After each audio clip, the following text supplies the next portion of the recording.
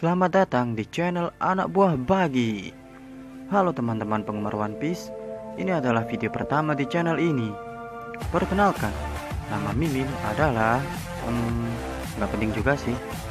Yang terpenting adalah Mimin tuh anak buahnya Bagi Sama yang berasal dari East Java.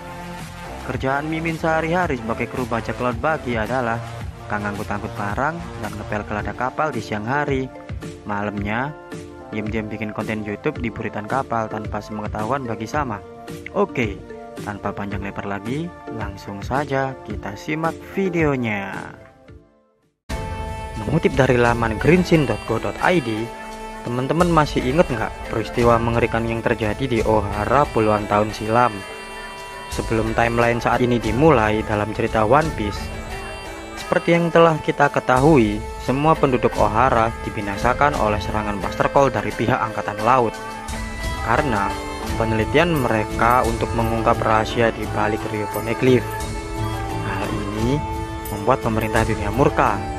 Buster Call pun dilaksanakan. Satu-satunya orang yang selamat dari peristiwa mengerikan itu adalah Nico Robin. Sekarang menjadi salah satu anggota kru bajak laut topi jerami. Robin waktu itu diselamatkan oleh seorang mantan anggota angkatan laut, yaitu Jaguar de Saul. Dalam peristiwa tersebut, ibu dari Nico Robin, yaitu Nico Olivia, harus tewas di tangan Aokiji. Selain itu, Jaguar de Saul juga dipukulkan oleh Aokiji. Hal inilah yang kemudian membuat banyak sekali penggemar serial di One Piece menyangka bahwa mereka berdua mati di insiden Ohara tersebut. Selama ini, Oda Sensei memperlihatkan bahwa Aokiji sering membukukan musuh atau lawannya. Tapi, jika diperhatikan kembali, satu-satunya orang yang terluka fatal akibat pembekuan es Aokiji adalah Diamond Jozu, komandan divisi ketiga bajak laut Shirohige, ketika bertempur melawan Aokiji di Paramount War atau Perang Marineford. Diamond Jozu harus kehilangan tangan kanannya karena dibekukan oleh Aokiji. Orang-orang yang pernah dibekukan oleh Aokiji selama ini dibiarkan saja olehnya. Mereka yang punya cukup kekuatan bisa meloloskan diri dari pembekuan yang dilakukan Aokiji. Contohnya seperti Shirohige dan Doflamingo. Menarik di sini adalah Aokiji menyebutkan salah satu jurusnya ketika akan membekukan Saul, yaitu Ice Time Capsule. Buat teman-teman yang belum paham dengan konsep kapsul waktu atau time capsule, pada intinya sih menanam atau mengawetkan sesuatu untuk digunakan atau dibuka di masa depan. Teknik yang digunakan Aokiji untuk membekukan Saul ini memunculkan dugaan dan spekulasi kalau itu memang sengaja dilakukan oleh Aokiji. Lantas, apa tujuannya? Lalu, bagaimana cara mencarikannya? Bikin penasaran juga. Meskipun begitu, Buster Call memiliki tujuan untuk memusnahkan semua yang ada di Ohara. Tapi, tidak pernah diperlihatkan dalam manga maupun anime One Piece bahwa mereka tewas oleh Buster Call. Bahkan, Profesor Clover yang saat itu menjadi pemimpin para peneliti di Ohara yang ditembak di bagian dadanya masih sempat melemparkan buku ke arah danau, diikuti oleh peneliti yang lainnya. Satu hal yang tidak ditemukan di lokasi itu adalah jenazah atau mayat dari para peneliti tersebut. Satu-satunya hal yang ditemukan oleh pasukan angkatan laut yang ditugaskan untuk menyisir dan menghabisi sisa korban yang tersisa hanyalah sebuah danau yang dipenuhi oleh tumpukan buku-buku. Nah, menariknya, tidak ada rentuhan yang terlihat mengenai danau tersebut. Apakah danau tersebut adalah tempat persembunyian? Cukup masuk akal sih jika dipikir-pikir lagi. Daripada berdiam diri menjemput maut, lari dan sembunyi jauh lebih baik kan? Meskipun belum diketahui kebenarannya, tapi masih ada kemungkinan kan? Kalian ingat dengan Sabo kan?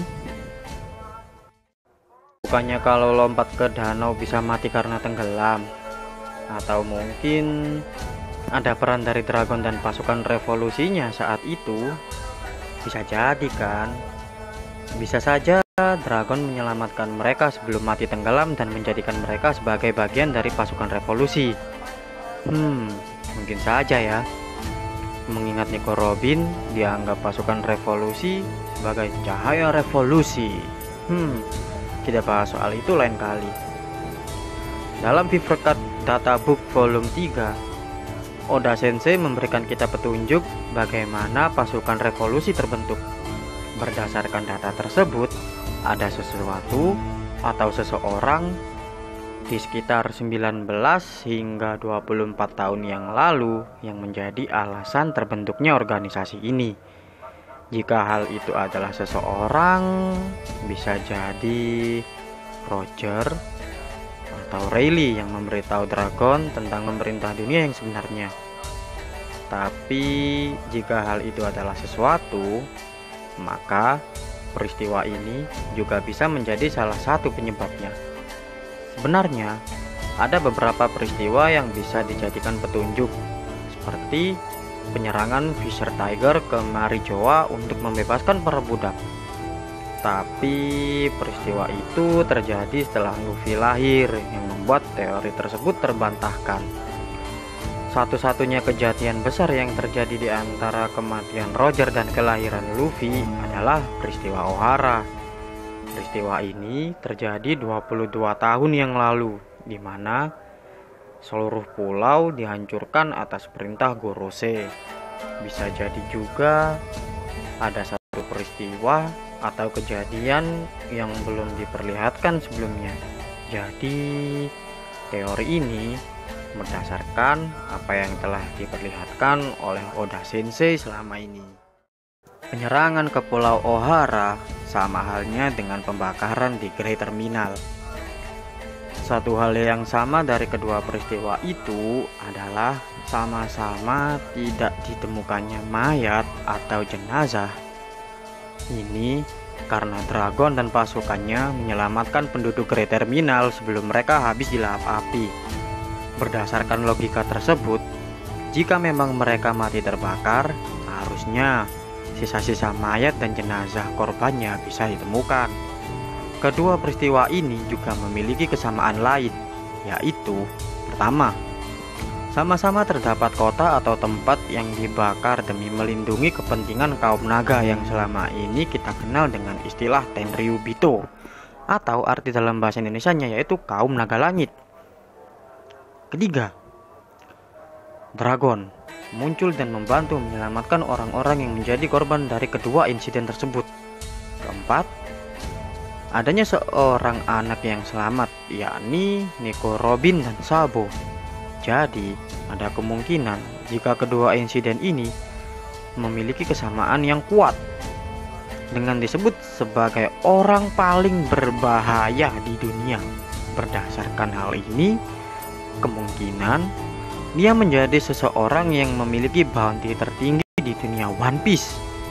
Jika yang diukur adalah kekuatan, harusnya nilai buronan Sabo berada di atas kisaran sekitar 600 juta berry bolehlah. Fisher Tiger yang menyerang Marijoa saja nilai buronannya hanya sebesar 230 juta berry. Jadi apa sebenarnya yang membuat Dragon begitu berbahaya dan menjadi pelaku kriminal terburuk sepanjang sejarah di dunia One Piece? Bisa jadi dia telah melakukan atau mengetahui sesuatu yang sangat tidak diinginkan oleh pemerintah dunia.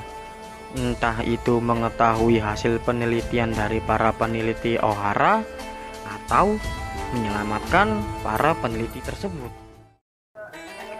Ada seseorang yang menarik di dalam pasukan revolusi, yang dimana dia ada kaitannya dengan teori kita kali ini.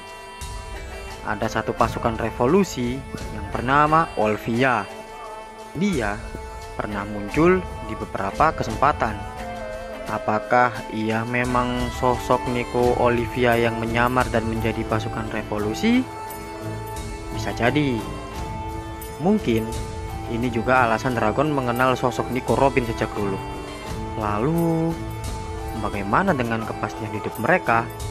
Apakah Nico, Olivia, dan Jaguar de Saul masih hidup? Atau memang sudah mati? Jadi begitulah pembahasan teori tentang nasib Nico, Olivia, dan Jaguar de Saul di video kita kali ini.